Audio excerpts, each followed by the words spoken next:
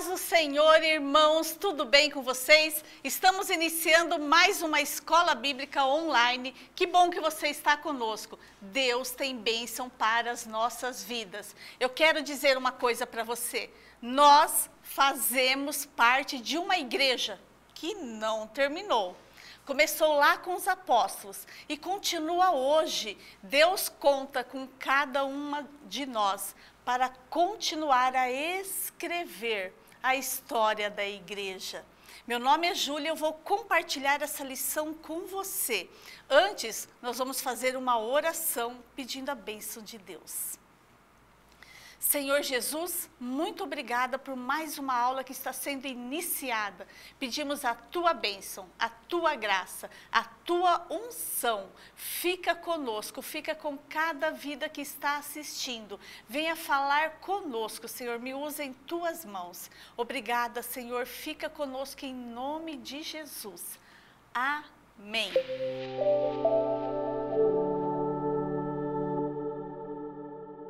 Amém, irmãos? Glória a Deus. O título da lição de hoje é Igreja, Governo Divino. Eu trouxe aqui a fachada da nossa igreja, aqui da igreja que eu congrego. E quando pensamos em igreja, muitas vezes nós pensamos em prédio, edifício, construção, ministérios. Tudo isso existe, mas não podemos esquecer do principal. Igreja é composta de pessoas que habitam aí nesse edifício, que fazem parte desse edifício. Pessoas que é o corpo de Cristo. Igreja é um organismo vivo. Nós somos a igreja de Cristo. Amém? Então vamos aqui definir o que é igreja. Igreja é um local onde os cristãos se reúnem. Para quê? Você sabe para quê? É algo objetivo. Eles se reúnem para adorar, para termos comunhão, para servirmos e para proclamarmos o Evangelho de Cristo. Para isso existe a igreja. E tem outra pergunta. Quando é que surgiu a igreja, irmãos? A igreja surgiu lá no Novo Testamento. Jesus deu a vida pela igreja. E lá no Pentecoste veio o Espírito Santo, foi onde teve a expansão da igreja. Aqueles que estavam reunidos ali, na primeira pregação, de 120 que estavam reunidos, a primeira pregação de Pedro foi para 3.000 almas salvas. Segunda pregação, 5.000 almas salvas. E dia a dia, Deus ia acrescentando aqueles que iam sendo salvos. E a igreja expandiu, porque ela precisa do Espírito Santo para expandir. E ela expandiu, e ela foi por toda a Judéia, Samaria, até os confins da terra, e chegou até nós. E com essa expansão, houve também os mártires, houve muita perseguição. Mas você sabe que nada parou a igreja do Senhor? O Coliseu não parou a igreja. Os leões não pararam a igreja. O Covid não parou a igreja. Nada vai parar a igreja do Senhor. Sabe por quê? Porque foi Jesus quem constituiu a igreja, que deu a vida pela igreja. E a igreja, igual eu falei, organismo vivo. Somos nós que habitamos aí nesse prédio. Então, Jesus deu a vida por nós, pela sua igreja. Então, Jesus fundou, ele é a pedra viva. Ele é a pedra angular. Sabe o que é pedra angular? É aquela pedra de sustentação. É Jesus quem sustenta a igreja. E nós somos aí as pedrinhas aí que compomos aí o corpo de Cristo. Então Jesus é a pedra angular, é a pedra que sustenta aí a igreja do Senhor. Tem até um hino que fala assim: Cristo é rocha, Cristo é pedra viva, pedra de esquina, pedra angular. Cristo é rocha pura, toda criatura pode segurar. Essa rocha é Cristo, todo imprevisto pode resolver. Todos os seus pecados serão perdoados. Cristo tem poder. Glória a Deus, porque é Cristo quem sustenta a igreja do Senhor. É Cristo quem sustenta as nossas vidas. É Cristo quem deu a sua vida pela igreja. Ele é o cabeça da igreja. Amém? Então a igreja, ela não é governada, o título da lição é Igreja, o governo divino. A igreja não é governada pelo pastor fulano de tal, pastor tal, não. A igreja, ela é governada por Cristo. Cristo é o cabeça da igreja, que nós vamos ver hoje. E vamos ver agora o versículo da lição, que é Filipenses 1, 22. Eu vou ler aqui na Bíblia para vocês. Está escrito assim: e sujeitou todas as coisas aos seus pés, e sobre todas as coisas o constituiu como cabeça da igreja.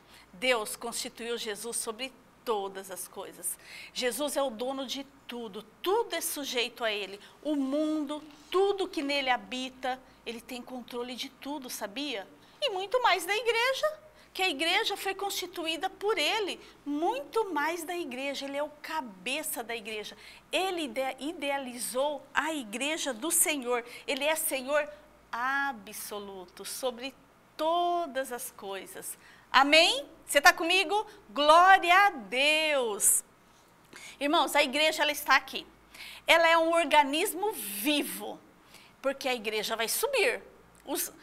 Jesus, ele vem buscar, nós somos a noiva de Cristo, ele vem buscar a sua igreja, nós vamos subir. Mas enquanto estamos aqui na terra, nós fazemos parte de uma organização. Para o quê? Para o bem-estar da igreja, para uma ordem na igreja. Então, a igreja, uma das maneiras que Jesus, ele lidera a igreja é constituindo líderes aqui nesse mundo. Para quê? Para liderar, para manter a boa ordem da igreja. Efésios 4:12. Efésios 4:12 está escrito assim: por que existem os ministérios aqui na igreja? Sabe por quê? Eu vou ler para vocês. Efésios 4:12. Porque Deus, ele quer o aperfeiçoamento dos santos para a obra do ministério, para a edificação do corpo de Cristo. Para isso existe o ministério, para a edificação do corpo de Cristo. Eu não sei se você já foi num concerto musical, mas ali tem um maestro. Para que existe o maestro? O maestro, ele existe para manter uma harmonia entre os músicos, os instrumentos, e para que aquele concerto seja agradável. Assim também tem os líderes na igreja, para essa boa ordem, para manter a boa ordem da igreja. Amém? Agora nós vamos ver o governo da igreja. Igreja, um governo divino. O governo divino nós vamos ver em dois aspectos. Nós vamos ver o governo divino, que é essa parte que nós vamos subir, é um organismo vivo, e também nós vamos ver o governo humano, essas duas partes. E nós vamos começar com o governo divino. O governo divino, nós vamos ver 3 pontos muito importantes. Quais são esses 3 pontos? Nós vamos ver que Cristo é o cabeça da igreja. Nós vamos ver que Cristo amou a igreja. Em terceiro lugar, que Cristo é o dono da igreja. Ele deu o seu sangue, ele comprou a igreja. Então, esses 3 pontos aqui, muito importante. Então, vamos começar aqui. Cristo é o cabeça da igreja. E o versículo que foi usado para isso daí é Efésios 5:23. Porque o marido é o cabeça da mulher, como também Cristo é o cabeça da igreja, sendo ele o próprio salvador do corpo. Cristo é o cabeça, é o líder, aquele que está na frente, aquele que lidera, aquele que dá as ordens, aquele que guia. Irmãos, o cabeça sempre quer o melhor para o corpo. Vamos imaginar o nosso corpo. O nosso corpo é totalmente dependente dos comandos da nossa cabeça. Nossa cabeça fala assim, pega esse papel, nós pegamos, mas é muito além do que isso. É uma sintonia, existe uma harmonia. Aí nós pensamos, ai, estou com sede. Aí nós estamos lá na sala. Aí a perna já vai começar a trabalhar para ir até a cozinha, a mão já trabalha para pegar o copo de água. a boca já abre, a água já entra no nosso organismo e o nosso organismo já começa a entrar em funcionamento para receber aquilo que está entrando no corpo. Então existe uma harmonia ali, cabeça e todo o nosso corpo. Assim é o corpo de Cristo, nós estamos sujeitos ao Cristo. Ele é o cabeça da igreja. Então o pastor, ele vai buscar a orientação de Deus, que é o cabeça. Para quê? Para trazer orientação para a igreja. E quando o corpo, que somos nós, que somos os líderes, obedecemos o cabeça, isso reflete em toda a igreja. Toda a igreja vai bem. Vocês já ouviram aquela expressão? Quando a cabeça não pensa, o corpo padece? Mas só que Cristo é o cabeça perfeito. Porque se tirar o Espírito Santo, se tirar Deus da igreja, irmãos, o homem, ele é falho. Nós dependemos de Cristo, o cabeça da igreja. Dependemos do Espírito Santo para o avanço da igreja. E aqui que nós vimos que ele sujeitou todas as coisas, então nós vemos que ele é o Senhor absoluto. Tudo está sujeito a ele. Demônios, anjos, potestades, poderes do céu, poderes da terra, tudo está sujeito a Jesus. Nada pode parar a igreja do Senhor, porque ele é o cabeça. Já viram aquela música lá? O nosso general é Cristo, seguimos os seus passos, nenhum inimigo nos resistirá. Porque o nosso general, estamos obedecendo os comandos do nosso general, o cabeça da igreja. Amém?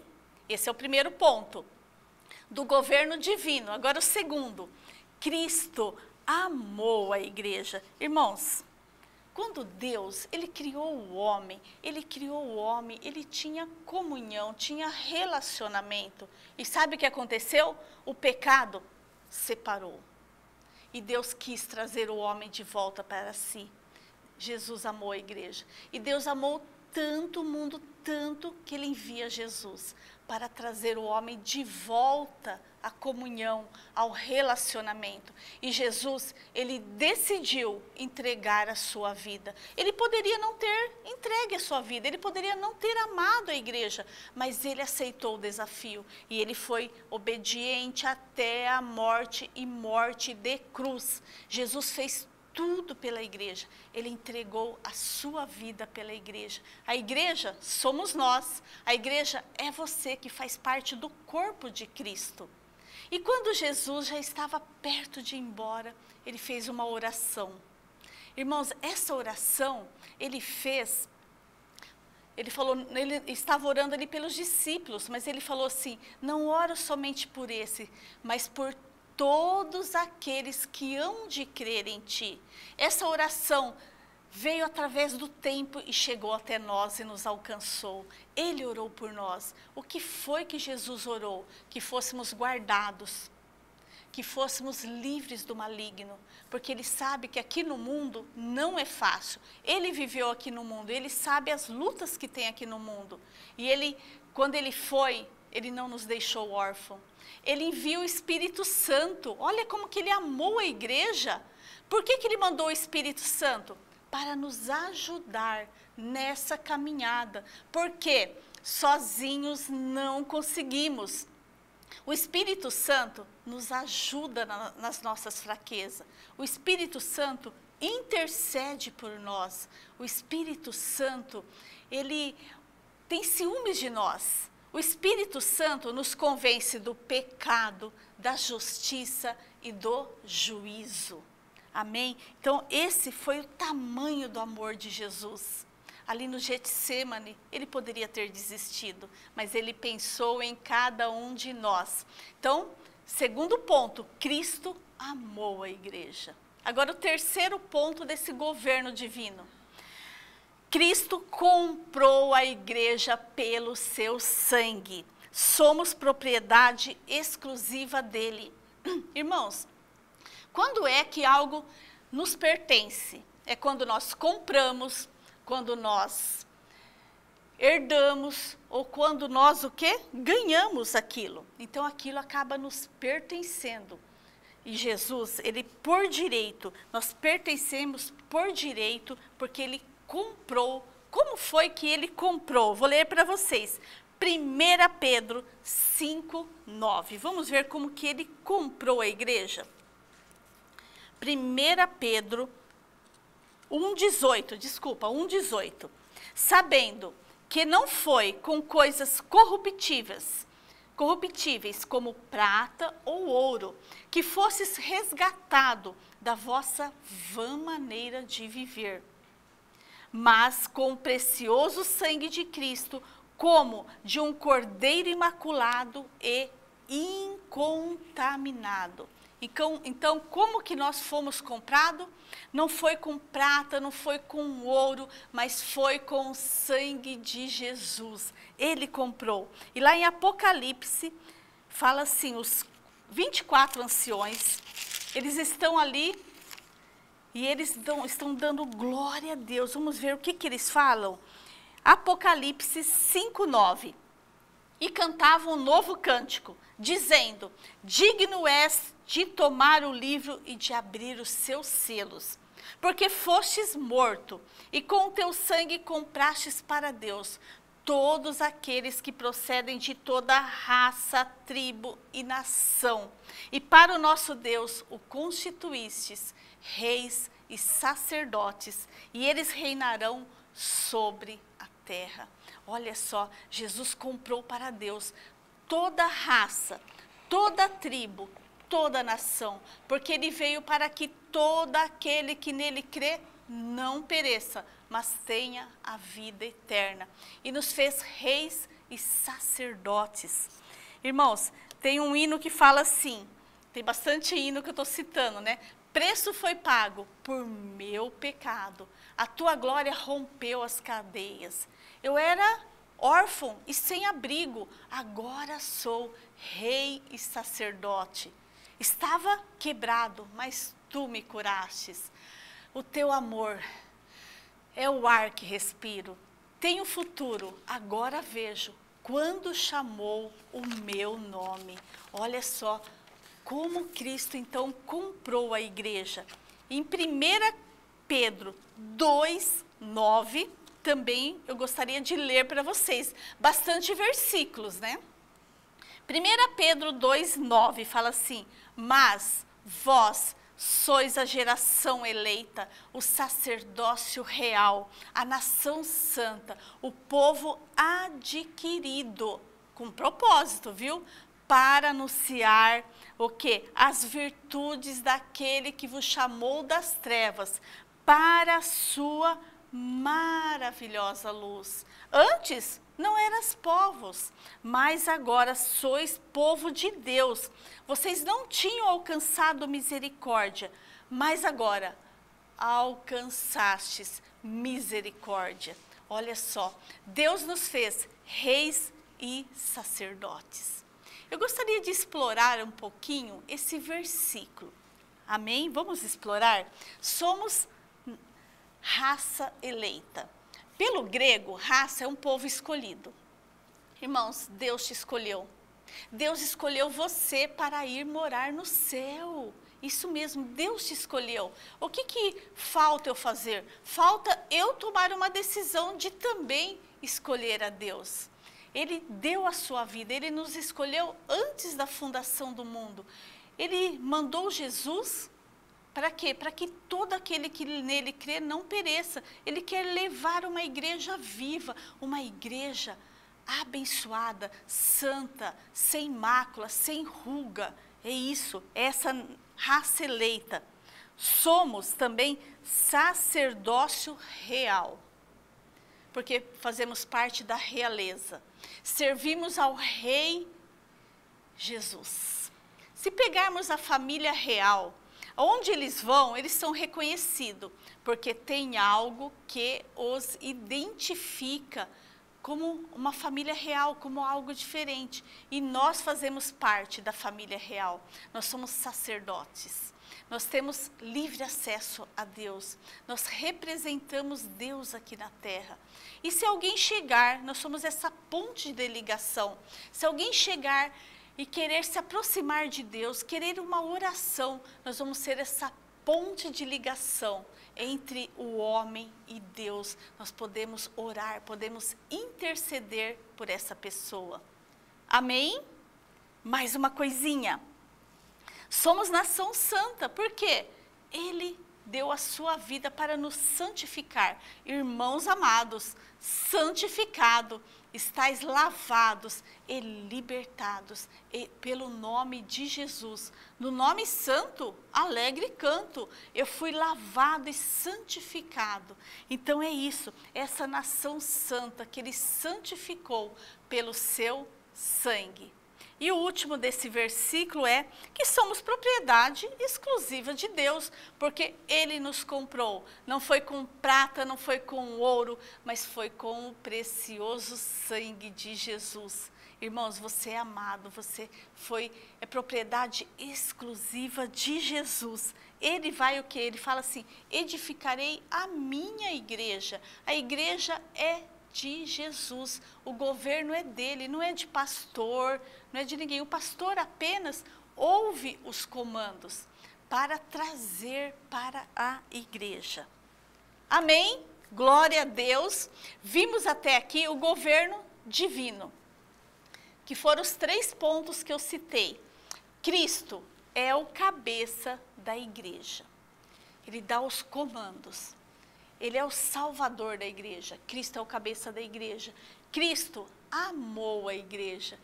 E a igreja é propriedade de Jesus, porque ele comprou com seu sangue. Esse é o governo divino.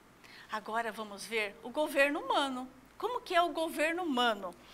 Irmãos, ele escolheu líderes, ele capacitou para estar aqui na igreja até a volta de Jesus.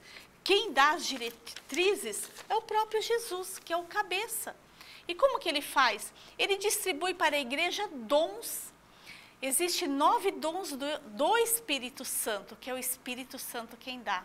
Existem os dons pessoais e existem os dons ministeriais, que são 5. E os dons ministeriais, gostaria também de ler aqui para vocês. Fala assim, Efésios 4:11. Ele designou. Quem que designou? Jesus. Não foi o pastor? Não. Não foi o homem? Não. Ele designou, está lá em Efésios 4:11. Alguns para apóstolos, outros para profetas, outros para evangelistas, outros para pastores e mestres. Então é ele que estabeleceu a igreja, ele que estabeleceu os ministérios. Jesus estabeleceu os ministérios na igreja, designou. Esses 5 ministérios básicos é a base da igreja, é para o bom funcionamento da igreja. Ele queria que a igreja fosse perfeita aqui na terra, então ele destinou esses 5 ministérios. Eu queria passar esses 5 ministérios para vocês na palma da mão, pode ser? Vamos lá? Então vamos começar aqui com o dedão. O dedão é o apóstolo. Apóstolo é aquele que tem experiência com Jesus. Apóstolo é o motivador. Apóstolo é aquele que toca em todos. Olha, o apóstolo. Quando você ouve um apóstolo pregar, você fala assim, puxa, eu preciso ter mais experiências com Deus. É o apóstolo. O segundo aqui pelo indicador é o profeta. O profeta é aquele que indica, aquele que mostra através de Deus, aquele que indica. Esse é o profeta. Quando ouvimos um profeta, nós falamos assim, eu preciso consertar alguma coisa na minha vida. E o maior de todos é esse daqui, ó, é evangelista. O evangelista é aquele que vai na frente, aquele que evangeliza, aquele que busca almas ali, que prega a palavra de Deus. E quando ouvimos um evangelista, pensamos assim, eu tenho que evangelizar mais, eu tenho que buscar mais almas, eu tenho que estar ali na frente, levar a palavra. E agora vamos para esse daqui, é o pastor. O pastor é o dedo da aliança. O pastor é aquele que está casado com a igreja. O pastor é aquele que apacenta, que cuida das ovelhas. Quando ouvimos um pastor, nós pensamos assim, preciso cuidar mais de pessoas. E agora vamos para o último, doutores e mestres. Tão pequenininho, né? É o último. Ele enxerga muitas vezes aquilo que outros não enxergam. Ele ensina através da palavra. Quando ouvimos um mestre, nós falamos assim, por que eu não enxerguei isso antes na palavra de Deus? Irmãos, são 5 bases aqui para o bom funcionamento da igreja. Mas nós não podemos esquecer de uma coisa. Todos nós fomos chamados para todos eles. Jesus, ele falou, ide por todo mundo, pregai o evangelho a toda criatura. Então, todos nós temos que ir e pregar a palavra. Mas na igreja, não é todos que é evangelista, mas é um dever de todos. Vamos ver aqui o pastor. Todos nós temos o dever de cuidar de pessoas. Mas nem todos na igreja é pastor, mas é o dever de todos nós. Todos nós ensinamos a palavra, mas nem todos é mestre. Todos nós damos palavra profética para alguém, palavras de bênção, mas nem todos é profeta. Amém? E todos esses ministérios, eles são importantes, nenhum é melhor que o outro. Assim, cada um tem a sua função, assim como no corpo. Existe só braço? Existe só boca? Não, cada um tem uma função no corpo de Cristo. Assim os ministérios, para quê? Para a edificação do corpo de Cristo. Para isso que ele, olha, e ele designou, Efésios 4:11, alguns para apóstolos, profetas, evangelistas, pastores e mestres. Amém? Esse é o governo aqui da igreja. Lá no céu, não vamos precisar de pastores, nós vamos estar no céu. Mas enquanto estamos aqui, nós precisamos dessa liderança. Amém? Glória a Deus. Vamos lá para frente. E é Deus que escolhe, viu? Mateus 16:18. O que está escrito em Mateus 16:18? As portas do inferno não prevalecerão contra a igreja. Por quê? Porque Cristo é o cabeça. Nas lutas, nas provas, a igreja segue caminhando. Amém? Só que nós vemos um ataque desesperador do inferno. Por quê? A igreja está aí para atrapalhar os planos do inimigo. Porque nós estamos aí para quê? Para salvar vidas. A igreja está aí para proclamar a palavra de Deus. E o inferno está furioso, porque ele não quer que almas sejam salvas. Amém? Agora já estamos indo para a conclusão da lição. Você está comigo? Glória a Deus. Vamos lá para a conclusão da lição. Irmãos, vamos relembrar o básico que nós vimos. O que é igreja? Igreja é um local. Aqui é a fachada da nossa igreja. Que linda a nossa igreja aqui, a igreja que eu congrego. Eu sei que cada igreja tem a sua especialidade. Eu sei que cada um ama a sua igreja, porque é ali que você recebe o seu alimento. A igreja é um local onde nós nos reunimos. Para quê? Para adorar a Deus. É o lugar que nós nos reunimos para ter comunhão com o nosso irmão. É o lugar que nós nos reunimos para proclamar a palavra de Deus. E é um lugar que nós servimos, é um lugar de servir. Amém? Vamos ver o que mais que nós vimos que é muito importante. O governo divino e o governo humano. No governo divino, nós vimos 3 pontos importantes. Cristo é o cabeça da igreja. Cristo amou a igreja. E Cristo comprou a igreja pelo seu sangue. Amém? E o governo humano, que Cristo estabelece líderes para liderar, pastores, evangelistas, para liderar a igreja. Até quando? Até a volta de Cristo, quando ele vem buscar a sua igreja. Nós somos a noiva de Cristo, então ele vem buscar a sua igreja. Nós fazemos parte do corpo de Cristo. Quem ousar tocar na igreja vai estar tocando no corpo de Cristo. Então ele vem buscar a sua igreja. Irmãos, talvez você esteja longe da sua igreja, você esteja afastado da sua igreja, mas enquanto estamos nesse mundo, existe uma oportunidade. Jesus vai sempre te dar uma oportunidade. O cair é do homem, mas o levantar é divino. E se você quiser se levantar, Ele está aí para estender a mão, para nos ajudar, para continuar caminhando. Muitas vezes o inimigo fala assim, agora não tem mais jeito. Ó, você está nessa situação, chega, não tem mais como você se levantar. Tem como você se levantar. Peça ajuda para o Espírito Santo e volte para a igreja. Jesus sempre dá uma nova oportunidade. Ele sempre mostra a oportunidade e mostra a melhor opção. Ele fala, vou colocar diante de ti a vida e a morte. Escolha a vida para que vivas. Olha, tem a porta estreita, a porta larga. Escolha a porta estreita. Trilhe o caminho estreito. Isso te trará a vida. Amém? Agora, vamos ficar firmes. Sempre constante, o nosso trabalho não é vão no Senhor. Eu gostaria de terminar essa lição lendo para vocês um versículo de Hebreus 10, 25, que está escrito assim: irmãos, não deixemos a nossa congregação, como de costume de alguns. Antes, vamos nos encorajar, admoestar uns aos outros, quanto vedes que se vai aproximando o dia. Então aí, ó, um recado aí da palavra de Deus. Está vendo? Um recado da palavra de Deus. Não vamos afastar da nossa congregação. Vamos estar firmes, vamos encorajar uns aos outros, porque é ali que você vai receber alimento. Na sua igreja você vai receber alimento espiritual, você vai receber o comando de Jesus. Cristo amou a igreja, Cristo amou a sua vida. Fique firme, amém? Deus abençoe a sua vida. Uma ótima semana.